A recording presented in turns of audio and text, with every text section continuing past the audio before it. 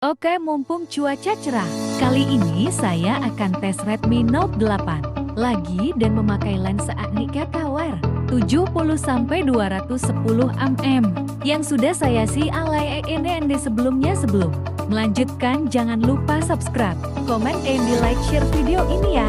Kali ini saya akan ambil objek kayu dengan jarak kurang lebih 10-30 meter dan jarak lensa di set di 70 mm, 135 mm, dan 200 mm dan hasil foto saya lampirkan di akhir video.